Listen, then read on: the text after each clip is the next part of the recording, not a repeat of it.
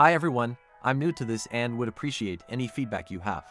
Thank you to all my new supporters. Now to the story. Luo, completely unfazed by what Yao had said, looked at them with a calm and confident demeanor.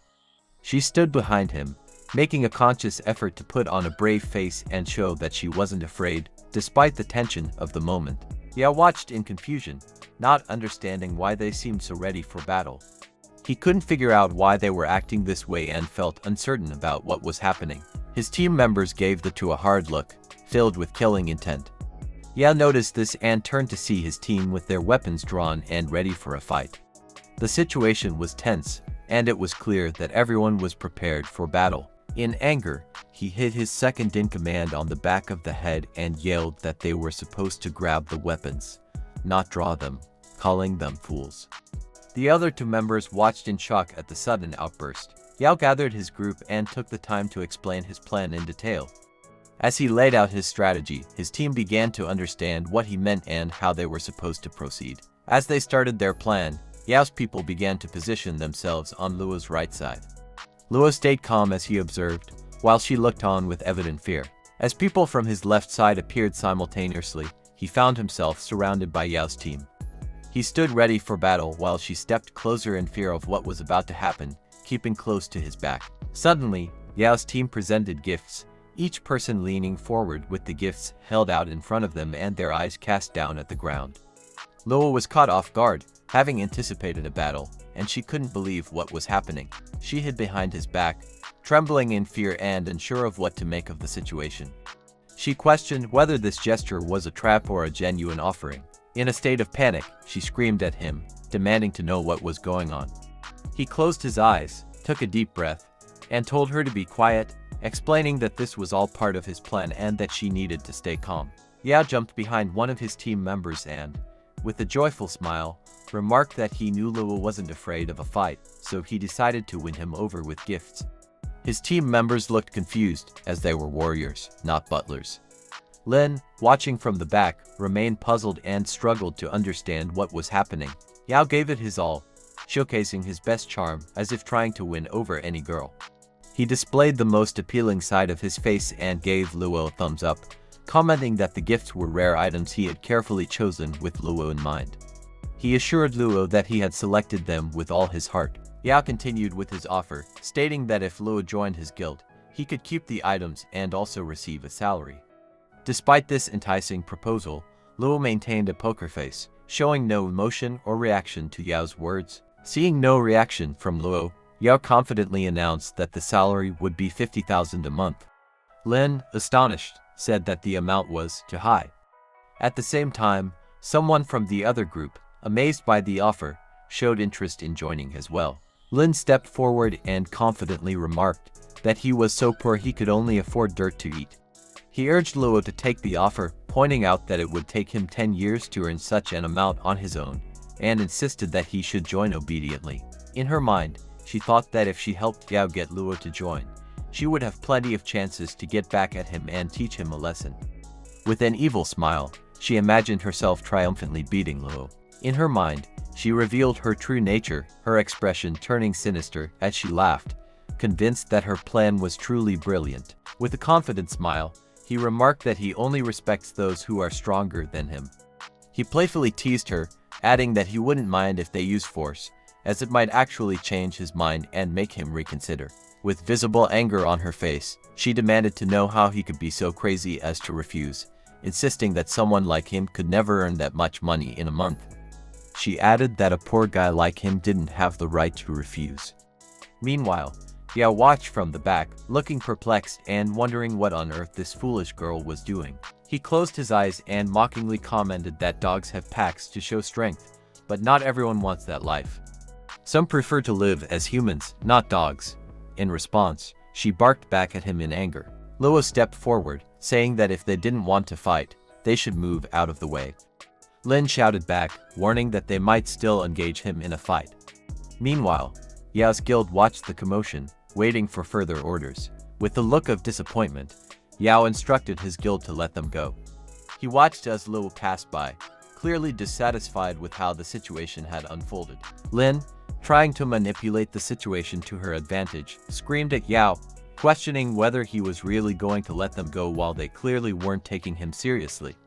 She emphasized how their lack of respect was unacceptable and urged Yao to reconsider his decision. His gaze turned cold as he told her that he had already said they were free to go and suggested that she might need to clean her ears. She quickly reverted to her weak and cute self, nodding in agreement with his decision. A team member commented that Luo was the brat who had killed him before, and that Yao had been generous to overlook it.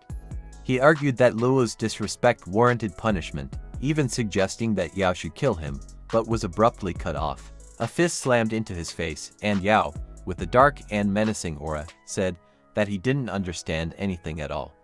His voice was cold and authoritative, making it clear that the matter was far beyond his grasp. His face lit up with delight as he enthusiastically became a fan of Luo. He explained that things that are hard to get are the most valuable, while those that are easily obtained hold little worth. Lin pushed her large assets toward Yao's arm, hoping to take advantage of him.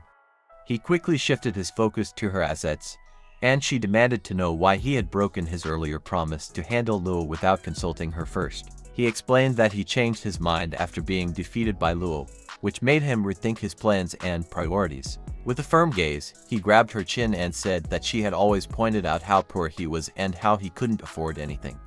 He then asked how a poor beast tamer could inflict such high damage.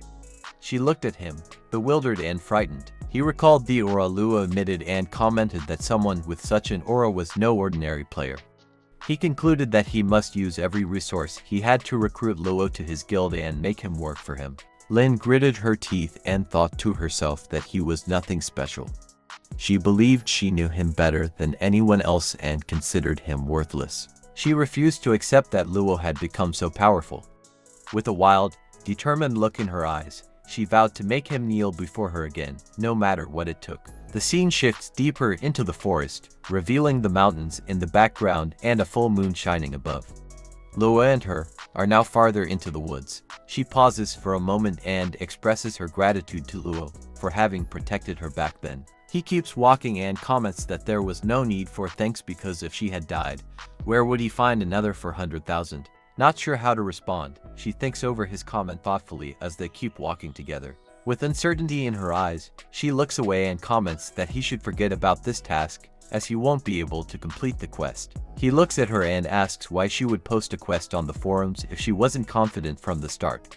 He mentions that she can back out but wants to know why she's so intent on entering the other world. She explains that she had given up on the quest a long time ago and that it was actually her sister who posted it. Telling him to hold on for a moment, she opens her status window to show him that she is afflicted with a cursed body. Luo examines the stat window and sees that as a cursed mage, she can only team up with one person. Their lives are linked. If one dies, both die and their levels reset. Disbanding the team resets her level but doesn't affect the teammate. The curse can only be broken by clearing the first world, and if someone else kills her, they gain significant experience. Luo is caught off guard by the new information but quickly understands the implications of the special profession. He understands that there are life and core professions, but this new information makes him realize that hers is a different, unique special profession. If she can manage to overcome the profession restrictions, she might be able to achieve something beyond what's typically allowed. There's a possibility that she could break through the current restrictions and advance to a higher level profession. In doing so, she might even evolve into a legendary or mythical profession. However, he realizes that most people can't achieve this due to the strict restrictions. As a result, they often fade into obscurity and disappear from public view, their efforts largely forgotten. With a look of sadness and depression, she tells him that since awakening this special profession 3 years ago, she has tried hundreds of times without success. Moreover, in the other world, she can't team up with anyone more than 10 levels above her. She asks him, with a tone of frustration, how can the two of them, with a maximum of 10 levels each, could possibly defeat the boss of the first world? He looks down at her. She starts to cry, overwhelmed by the thought that she never complete the quest, and tells him to just leave her. Luo tells her that, what if he could actually clear the quest for her? He suggests that, despite the challenges, he will be able to achieve what she believes is impossible. He also assures her that he will be able to take her to the other world. As she stops crying, With tears still visible, she starts to realize the full impact of his words. She screams in disbelief, her face showing intense shock as she struggles to process the enormity of what she has just heard. She panics, clutching his jacket tightly with tears still in her eyes, and asks him, her voice trembling, if he's really being serious with her. She grabs his arm tightly, her mind racing as she thinks about the long 3 years of suffering. She recalls how she dreamed of escaping this cursed profession and becoming a powerful, feared one. She still wants to believe in him, hoping that this time it will really happen. As she holds onto this hope, Lo reaches for her hand to offer comfort and reassurance. He gazes at her with a reassuring smile and says warmly that she shouldn't waste any more time. He encourages her to face this together and complete the first world mission as a team. If you've made it to the end of the video, please give it a like and subscribe. It really helps me out. Thank you for watching.